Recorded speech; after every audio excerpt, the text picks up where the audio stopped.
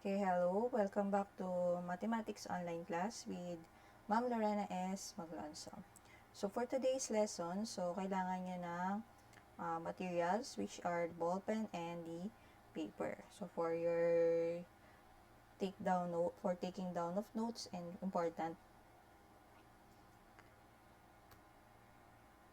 Okay, so ito dapat yung marireceive nyong module for this week. So, dapat ito ay module 8, 9, 10, 11, 12, 13, yan. Since walang na-receive na module last week, yung set B na math, wala din kayong marireceive na module for this week ng math. For these 2 weeks. Last retrieval na natin, last distribution na ng modules for second quarter sa Saturday, which is February 13. So, wala kayong magagamit na module ng math. So, I prepare again a Mathematics Notebook 2, which consists the solving problems involving linear functions, conditional statements, converse, inverse, and contrapositive. And mag-a-add pa ako ng isa pang module, ng isa pang Mathematics Notebook kasi yung last week ng February is hindi ko na isama dito yung lesson na yun. Kasi kala ko magkakaroon na ng module. Last na nga yung distribution for second quarter ng February 13. So, yung February 26, solian na, tapos na yung second quarter. Wala nang module kayong marireceive. Okay, so now, here are the objectives at the end of this lesson. You should be able to solve problems involving linear functions, transforms a statement into an equivalent if-then statement, determines the converse, inverse, and contrapositive of an if-then statement, and illustrates the equivalences of A, the statement and its contrapositive, and B, the converse and inverse of a statement. So, ito yung mga matututunan nyo sa module, sa Mathematics Notebook 2. So, ito yung mga laman nun. And then, it consists of 4 lessons. The first one is solving problems involving linear function. Lesson 2 is if-then statement. Lesson 3 is the converse, inverse, and contrapositive. And for the lesson 4, we have the equivalences. So, yung i-discuss lang natin for this week is yung solving problems involving linear functions at saka itong if-then statements. So, now let's proceed to lesson 1, solving problems involving linear function. So, meron tayong tinatawag na Polya's method. So, sino ba ang behind this Polya's method? So, behind Polya's method is George Polya, who is a Hungarian-American mathematics educator who believed that problem solving was an art and the skills to solve math problems can be mastered with constant practice. So, alam naman natin na ang problem solving is mahirap talaga. But, with constant practice, so mamamaster din natin yan kung paano yung pagsosolve ng mga problems na yan. Also, according to George Polya, if there is a problem you can't solve, then there is an easier problem you can solve. Find it. So, kung meron tayong problema sa buhay na hindi ma-solve, tiyak na merong problema na mas madali na kaya nating isolve. So, hahanapin nga lang natin. Okay, so here are the steps in solving word problems. So, ito paulit-ulit lang naman tong mga steps na to. So, iba-iba lang. So, kay Polya, ito yung mga steps niya. So, first one is understand the problem. So, to understand the problem, you should read and analyze the situation. So, kailangan basahin natin, intindihin. Next is we need to devise a plan. So, paano ba tayo nagde-devise ng plan? Dito, isusulat natin kung ano ba yung mga given, ano ba yung nawawala, or ano ba yung hinahanap, ano yung question. Next is number 3, carry out the plan. So, dito naman, kung alam na natin yung mga given, kung ano yung nawawala, dito na natin isosolve. So, dito na tayo gagawa ng mga equation, ng expression. And then, after that, so, syempre, pag nasolve na natin, we're going to look back. When we say look back, i-check lang natin. So, isa-substitute natin yung mga nakuha nating values dun sa equation na ginawa natin para ma-check natin kung tama yung sagot natin. Okay, now let's have an example. Mark works as a service crew in a fast food center where he earns 45 pesos per hour. How much will he earn in a day if he works for 6 hours? So, let's first understand the problem. So, binasa ko na. Now, I'm going to discuss yung problem. So, si Mark daw ay isang service crew in a fast food center kung saan kumikita siya ng 45 pesos per hour. Now, the question is, magkano kaya ang kikitain niya sa isang araw kung siya ay magtatrabaho ng 6 na oras or 6 hours? Okay, now, after that, so naintindihan na natin siya, we're now going to list the given. So, ang given natin is yung kumikita si Mark ng 45 pesos per hour as a service crew. And then, yung as, so, dito is yung kung magkano yung kikitain ni Mark in a day after working 6 hours.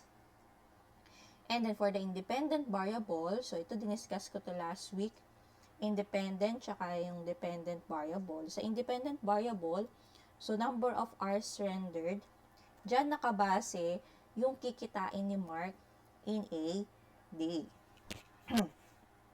Excuse me. Now, we're going to devise the plan. So, gamit yung mga informations na yon, so pwede nating i-express yung number of hours rendered as X. So, ilet natin yung X, ito yung oras ni Mark, number of hours rendered. And then, the rate of change M in the problem is 45. So, yung 45, ito yung fix natin. So, yung rate of change natin. Wala tayong y-intercept. So, ang gagawin natin, ito ngayon yung magiging equation natin.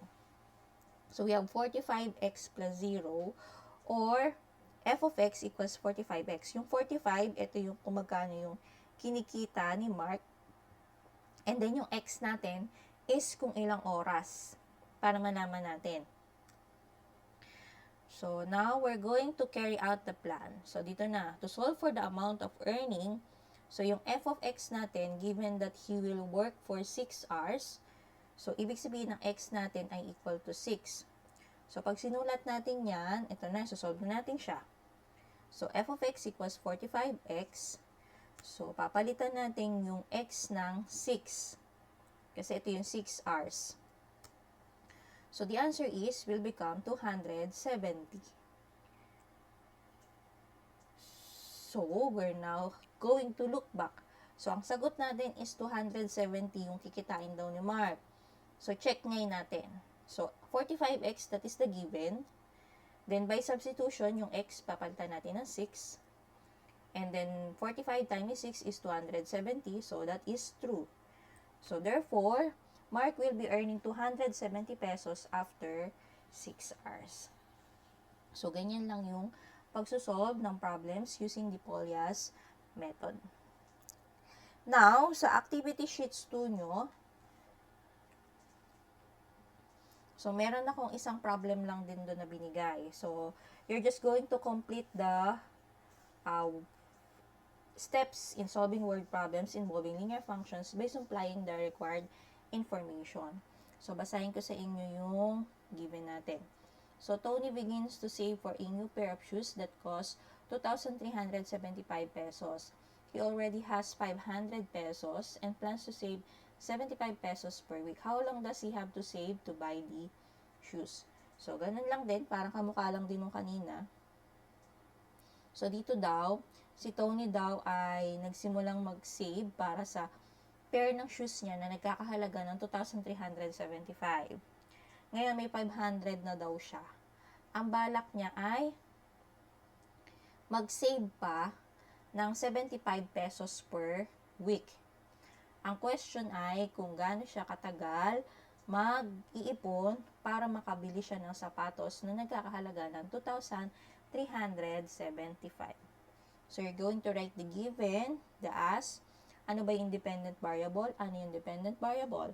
Then, divide sa plan. Let x represent ano ba yung x natin at ano yung f of x. Then, complete the table of values. Then, after that, so, total amount saved. So, savings per week times number of weeks plus. So, itong 17 na to, ito ay number 17, ito ay number 18. Baka malito kayo. Tapos, itong mga blank-blank na to, 19, 20, 21, 23. So, there are 33 blanks. So, 33 points to lahat. Okay, next. For lesson 2, we have the conditional statement. So, madali lang din to. So, when we say conditional statement, this is also called an if-then statement. So, bakit kaya siya tinawag din na if-then statement? So, this is composed of two clauses, the if clause and the then clause. We can denote a letter for each clause. So, P for the if clause and Q for the then clause. So, the statement is in the form of if P, then Q. Then, conditional statements are formed by joining two statements P and Q using the words if and then. So, yung ating conditional statements, nabubuo siya kapag pinagsama natin yung if clause at saka yung then clause. Ang pinag-combine natin is yung simula is yung if at saka yung pangalawa is yung then. Okay, let's have an example. Bago example pala, meron palang two parts yung conditional statements. Yung tinatawag natin na hypothesis or ito din yung if clause and then yung conclusion or the then clause. So, yung hypothesis, it comes after the word if and before the comma. So, hindi kasama yung salitang if. Pagkatapos ng if, yung mga kasunod na words, tapos hanggang bago mag-comma, yun yung hypothesis. While the conclusion, it comes after the word then and before the period. So, yung conclusion naman, pagkatapos ng word na then, hindi rin kasama yung then. Lahat ng words pagkatapos ng then, tapos hanggang bago mag-period. Hindi rin kasama yung period. Okay, now, let's have an example. So, I'm going to underline the hypothesis and then encircle the conclusion. Okay. So, if I studied for my math test, then I got a good grade. So, ang ating hypothesis, again, ang hypothesis is comes after the word if. So, ito yung if natin. Ito. So, pagkatapos ng if, ang kasunod ay I studied for my math test. So, hanggang dyan. That is the hypothesis. Next is yung conclusion natin. After ng word na then, so hindi kasama yung then. So, I got a good grade. So, that is the conclusion. So, ganun lang siya kadali. Next is another example. If it is raining, then we need to use our umbrella. Okay, the hypothesis is very good. Hindi kasama ang if, it is raining. And then, yung ating conclusion, we need to use our umbrella. That is the conclusion.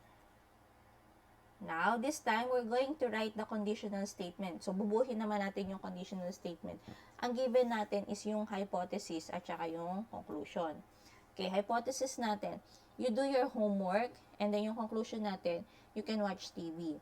So, we're going to write the conditional statement. So, paano natin isusulat ang conditional statement?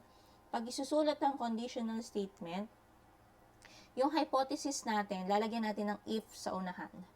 Susulat mo muna if, and then copy the hypothesis. If you do your homework,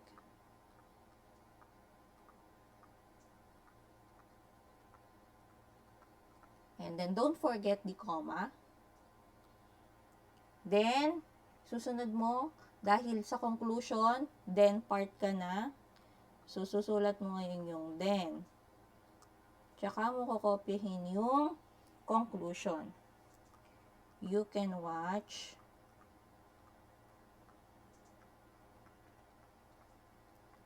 TV. And then, don't forget the period. So, our conditional statement is, if you do your homework, then you can watch TV. Another example, for the hypothesis, a number is even, and then ang conclusion natin is, it is divisible by 2. What is the conditional statement? Okay? So, you're going to write first, if a number is even,